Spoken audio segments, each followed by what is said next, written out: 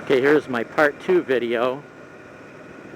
I was asked by Moosepiesandwich to talk about lane placement of your motorcycle, and as you can see, I specifically chose this route because if you can see it on the camera, there's manholes, and some of them, well, I think I've passed, no, here's some more, that are spaced right in that left lane that we were talking about, which is, all things being equal, the place where you want to usually be driving. But sometimes circumstances won't allow that. You always do want to now see how they even space them. Now it goes towards the center, now it goes off.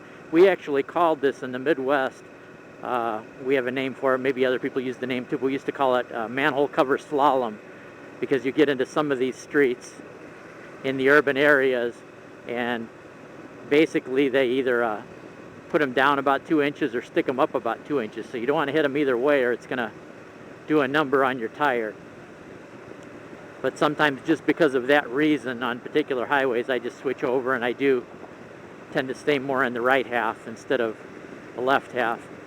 And I rarely do use the middle because, believe me, if you've ever accidentally did it or gone up to an intersection and stopped in the middle, oh, that's not something, if you kept it up, you'll be very happy you did, and you won't do it again, because that's where all the oil comes to the surface, and at an intersection is where people stop, and if their cars tend to have oil leaks, that's where most of it drips. One thing I also noticed in my travels, I normally at all costs avoid tollways, such as, you could see I-90 right there. I don't like them. In this area, you can actually make just as good a time pretty much without them. But traveling east like I did this year for my trip, I pretty much couldn't avoid toll roads, so I had to deal with them. And coming up into the toll booths, no matter where you stopped, you had to make sure you were going very, very slow because there was just so much oil coating. I think at least half the times I stopped to pay my toll on the booth that had a person to give you change, my front tire slid just a little bit, but it was just the fact that I was going so slow that it wasn't really a problem. But I could see not paying attention and coming in hot and heavy and then all of a sudden slamming on your brakes. Oh, motorcycle at one of those toll booths, you'd go right down. And one point that Moosepiesandwich made that I hadn't thought about a lot, but he thought about, and he actually said he walked along a highway to actually see what the debris on the roadway was like. And when you're in the part where the tires are in the lane, they tend to either pick up or scatter the debris and keep it away from that. So if you stay in the tracks where the tires do, there is a lot less chance you're going to pick up pieces of glass and metal and things like that because the tires will have scooped them up by then. Whereas if you go more towards the metal or towards the very thin ragged edges on each side. But also while we're talking about that too, my friend Pitimus had talked about in a video earlier, and I totally agree with that. Always be thinking ahead of where the shoulder is on the road, and if you're on a rural highway that's got a significantly sized shoulder that's made out of the same material as the roadway. Now I'm not talking about gravel or dirt or anything like that, but if the roadway kind of continues off and forms pretty much a half a lane, that is very much a legitimate lane of travel in an emergency if it's going to save your life. I mean, not that I advise to use it as a regular lane of travel, but anything other than getting in a crash is always preferable, and you can deal with the consequences later. If a cop spots you, you can give your explanation, and then so what? Maybe you'll end up getting a $100 ticket, but at least you're alive. So that's my thoughts on using the shoulder of the road. If it's one thing if you're doing it just because you're tired of waiting in traffic, but if it's to avoid hitting something. And I did have one circumstance where I had a truck, a smaller truck, like a small, maybe 1.5 ton dump truck, flipped a pipe off, but it was far enough ahead of me. It was like maybe, I don't know, 200 foot ahead of me or so. I could see a pipe bounce off there, and it was spinning around in the lane. And it did stay mostly to the center, but it did come slightly to the left.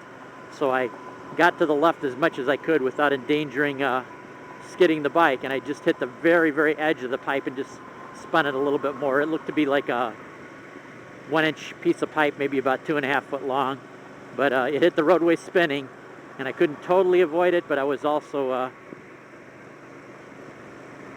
able to just hit it such a glancing blow that all I did was just kept it spinning a little bit longer. But I didn't, the main thing is I didn't want to get the tire going over the top of it and then redirecting my front end to where I'd end up falling over. So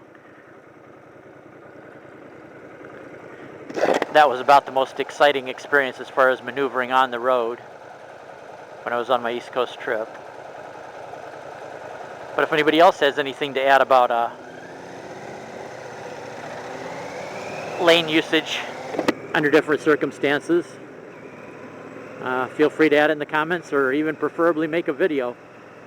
I was thinking at the end of this too, what I would really like to see, and I've seen people do it in the past but not too often, is I'd like to start a tag, and in this tag I would like you to make a video of any kind, but rather than answer the comments with text, you make the next video either on your motorcycle if you want to, or however is the best way for you. For me, it would be probably easier to be sitting in front of my computer, obviously, because you can't really necessarily memorize.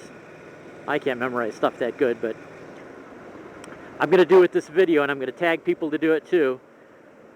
I'm going to, after about a week, let the comments accumulate, and then I'm going to make another video and answer the comments in the video one by one. I mean,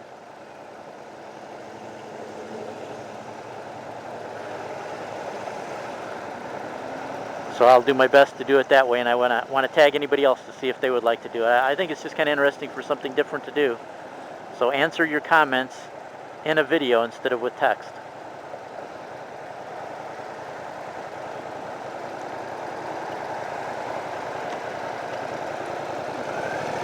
I'm not going to do it. Nope, he's going to sit there.